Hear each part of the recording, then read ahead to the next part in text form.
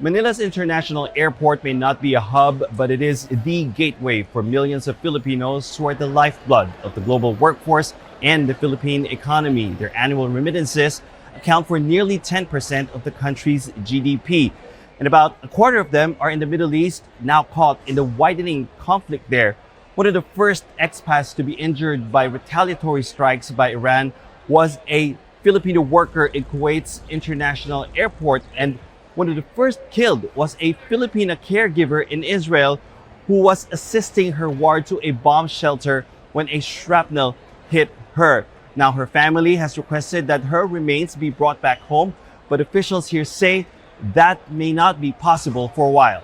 In due time, OFW Mary Ann will be home safely. But in the meantime, Admin PY and myself sent our teams already over to Pangasinan and for the family. And then our teams naman also in Tel Aviv are with hand-holding the husband through this difficult process. In fact, no homecoming is expected at this airport anytime soon, at least from the Middle East. That much Philippine President Ferdinand Marcos Jr. admits, while also assuring the nearly 2.5 million Filipinos in the Middle East that there are teams on the ground already getting ready for eventual evacuation of those who've requested to be repatriated, and there is a growing number of them whenever that becomes possible. Ang assessment namin, Our assessment is that it would be too dangerous to charter flights.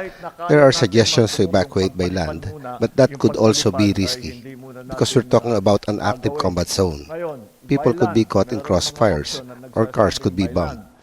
And it's not just Filipinos. Across the Middle East, there are more than 24 million migrant workers, many from South and Southeast Asia. And so, for instance, Pakistan, Thailand, and Indonesia have urged their citizens to shelter in place.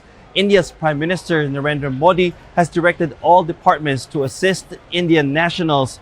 Vietnam and Nepal have suspended the deployment of workers, and here in the Philippines, a limited deployment ban remains in place. Barnaby, Al Jazeera, Manila. Don't miss out. Get the full picture. Subscribe to Al Jazeera for reliable news, expert insight. Like, share, stay ahead.